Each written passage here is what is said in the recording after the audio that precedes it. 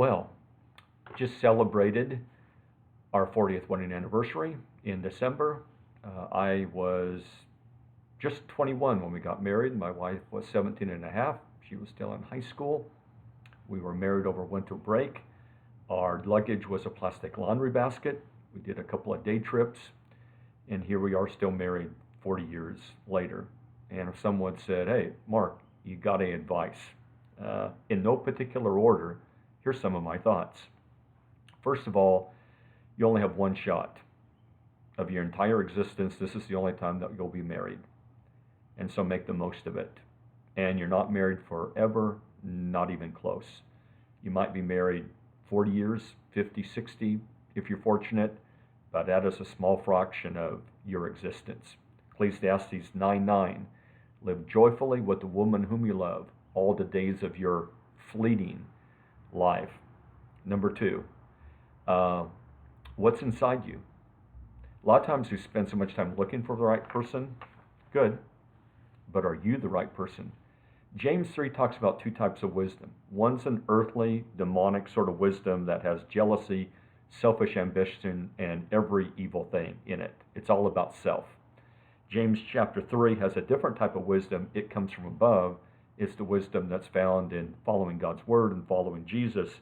And it's pure and it's peaceable. James 3:17, gentle, reasonable, full of mercy. You're needing it in a marriage. Good fruits, unwavering. It's faithful, without hypocrisy. And it says, the seed whose fruit is righteousness is sown in peace by those who make peace. Which wisdom is inside you or the person that you're dating? Are they filled with self? Them first. Or is it the wisdom that James talks about? They're peaceable, they're reasonable, they're full of mercy, etc. Which wisdom? Avoid selfishness. Selfishness will destroy any relationship. You got to think about others. Philippians chapter 2, 3 through 4. Matthew 7:12, treat people the way you want to be treated. One rule that my wife and myself have in our marriage is we treat each other like company. What that means is that the way I behave at home is the way I would behave at the house of a guest. I'm not going to raise my voice. That is, I don't have a different mannerism when no one's around versus in public or with other people. So I get up in the morning, make the bed. If I have dirty clothes on the floor, I pick them up, put them in the laundry. I come out, there's breakfast, I clean up after myself, that sort of thing. I just don't make messes and leave them. And so the way I behave at home is the way I would behave if someone was having me into their home. We treat each other like company. We don't take each other for granted. Be humble. When you were ready to marry, there was not a whole lot of people out there knocking down your door wanting to marry you. Okay? Just be humble. That's a lesson I learned years ago in the 70s when divorce really hit our culture, the no-fault divorce. And a lot of women, it seems like, and men, but I just tend to notice the women more. They've been married for a while, but they got this idea in their head that once they were free, the world of men would be knocking out their door because they were such a great catch. And guess what? The world of men did not come knocking at their door. And in addition to that, the men that showed up were not necessarily the greatest catches themselves. And so be humble. The very fact that you have found someone who's willing to commit to you the rest of your life with all your flaws and faults is nothing short of amazing. It's not about perfect circumstances. Now, hey, I have nothing against get your education first, get in a career first, etc. Have some money in the bank. That helps, okay, but I have seen people that have had money in the bank, had good careers, had a good education, then got married, and just ruined it all. Okay, so perfect circumstances are not a guarantee of a good relationship. They can help, but you can still blow it. It's more important about being a good person on the inside. Do not ignore the red flags when you're dating. Red flags would be anger, selfishness, addiction, arrogance, dishonesty, dishonor. That is, they don't respect you. They don't listen to you. They belittle you when you're dating. They take you for granted. Having no job, that's a big red flag. Someone that flits from one thing to another, all their bosses are idiots. No one can tell them anything. They know how to do everything better than anybody else. They have a problem with authority. Yeah, those would be red flags. You want them godly and jobly. That's a line from my good friend Brian, who preaches in a neighboring town. Godly and jobly, especially if you're a woman looking for a man. Which means that don't marry somebody that you would never hire. And maybe that, because in a sense, that's what you're doing on a certain level, is this is the person that you're going to troubleshoot the problems of life with. This is the person that you're bringing into your family, and that person is either going to make the family stronger or weaker, but it's never a neutral thing. All right? This is the person that you're going to parent with together. I mean, this is a person that's going to help you raise the future of civilization. This is a person that you're going to manage money with, that you can buy things like houses together with and things like that, and make investments in. I mean, this is big. I mean, you're basically you're bringing this person on board for the a co-CEO of the company, and they can either drive it into the ground or they can make it thrive. I don't know what, if you were dating someone and someone says you're going to marry them, yeah, would you hire them? Well, no. That doesn't make any sense, does it? Do not focus on changing them. Don't marry a fixer-upper or a project. Don't try to rescue somebody. You've got enough problems in your own life. You're going to have to spend enough time working on you. You don't have time to work on them at the same time. Respect. 1 Peter 3, verse 7. Husbands, live with your wives in an understanding way and grant her honor as a fellow heir of the grace of life. Don't marry somebody that you don't respect. And do they respect you? If they don't respect you, then they're not going to treat you with respect, which means they're not going to speak to you with respectful language or behavior or actions. Marry your spiritual partner. Don't downplay that. Don't downplay that. You don't want to marry somebody and 5 years in, you have nothing left to talk about. You don't want to marry somebody and 40 years in, they haven't grown, they haven't changed. All their stories are the same old stories. They haven't learned anything. You can't really learn anything from them. All right, you want to marry your spiritual partner. 40 years later, you want to be able to still talk with this person. Don't marry somebody, marry the person that you would want to spend the rest of your life talking to. Because that's what a lot of marriage is, communication.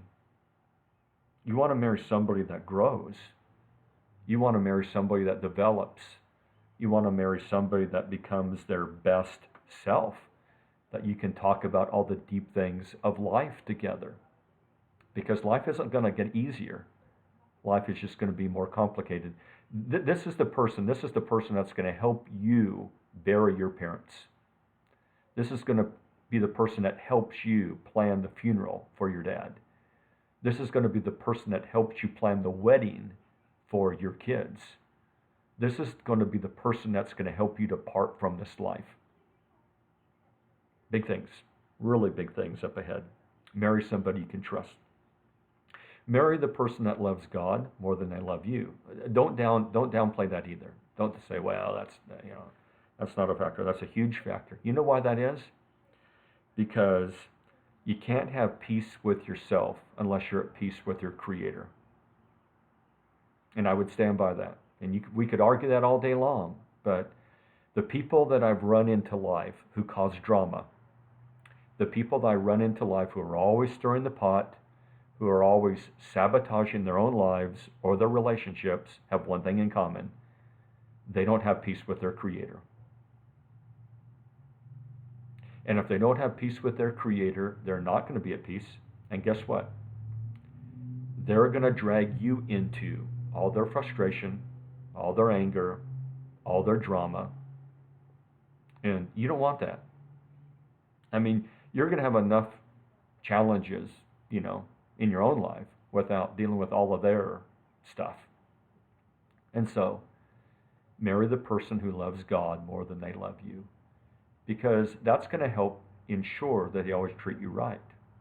Because they're going to realize, hey, I need to be careful how I treat this person, because God's going to hold me accountable. And if I'm not treating this person right, God is not going to listen to my prayers. 1 Peter chapter 3, verse 7. Look at the end of that verse. I mean, that's why we have wedding vows. Because people realize that there is so much at stake in this relationship.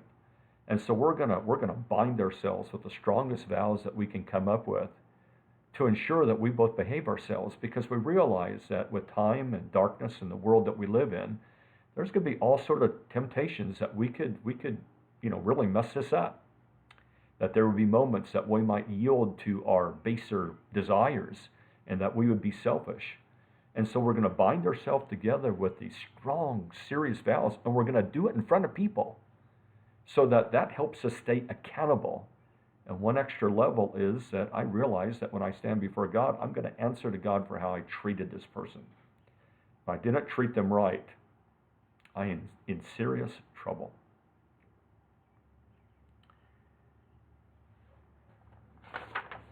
Be happy already.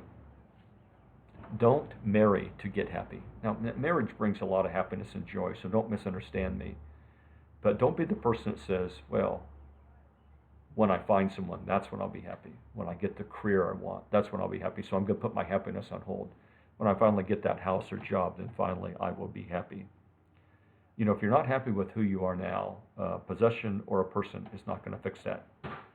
Happiness is a byproduct. It's not a goal or destination. It's the byproduct of doing the right thing and being the right person. I like what someone said the other day. Happiness means, if happiness shows up, if the byproduct shows up, it typically means you're moving in the right direction. It means you're becoming the person that you know you need to become. Now, if you have frustration and anger in your life, typically that means that you're moving in the wrong direction, that you don't like yourself, that you're becoming the things that you don't want to become. Another thing when it comes to marriage, and you might not like this, you might disagree with this, but I'm going to stand on this one: avoid alcohol. In all my experience of living the Christian life and being married for 40 years, performing weddings, counseling people both before and after the wedding, I've always found that once alcohol enters, problems enter. Because it creates a temporary false illusion that things are going better, and they're not. It unlooses your tongue. You're going to say things that you would not have said. James chapter 3. It's going to make a fool of you. Proverbs chapter 20, verse 1. It's going to create this illusion of false romance. Is that you're going to add it to your relationship, and now you're going to need it. You're going to need it to create a certain ambiance, and you're going to need it to create a certain amount of dealing with stress and pressure, which will come upon the relationship. And so avoid it. You're going to have enough challenges in your marriage without adding that gasoline to the fire. And that's what it is. Alcohol doesn't calm things down. It is gasoline on the fire. You want to make sure that your romance is real and your peace of mind is real and that your relationship is real. Also, here's another one, and you might not agree with this one, but I'm going to stand on this one. And as God does, no sex before marriage. 1 Corinthians chapter 7, verse 1 makes that very clear. That marriage is, one of the purposes of marriage is to avoid immorality. And if you're involved physically before marriage in a sexual way, that's immorality. It's called fornication in the Bible. And it's going to keep you out of the kingdom of God. 1 Corinthians chapter 6, verse 9 and 10, Galatians chapter 5, 19 through 21. Hebrews chapter 13, verse 4 makes it very clear that fornicators and adulterers, those that do not respect God's laws on marriage prior to marriage and after marriage, God judges, God condemns. And it's not that God doesn't want us to have fun. Here's the reasoning.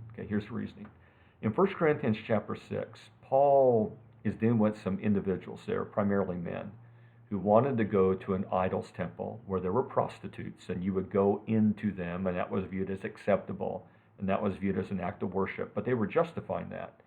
And they were justifying that on the ground that it's just a physical thing. It's like eating. It's like going to the bathroom, just a physical thing. And that since these women, they did not love these women and had no real connection to these women, that it was okay, that there was really no connection being made here, it was just physical.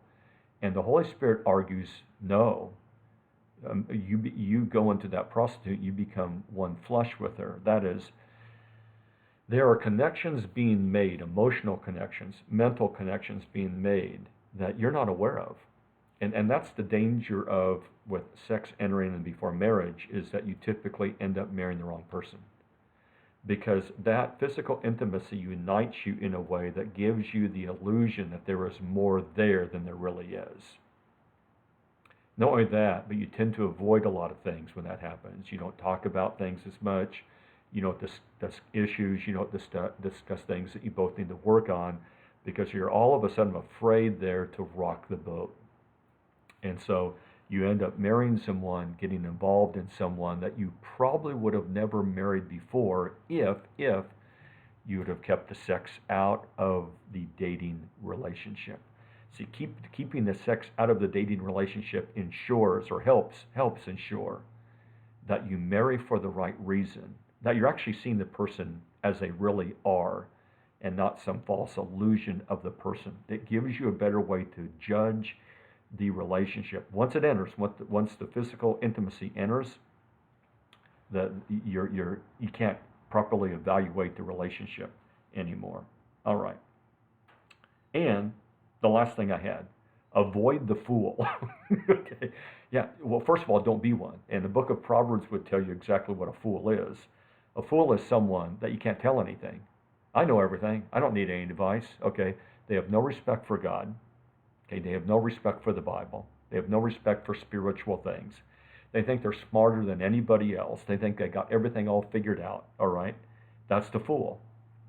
Do not marry the fool, because the fool has no interest in learning and growing. Don't marry that person. Well, that was in no particular order. I hope you found that helpful. Until next time, we'll see you later.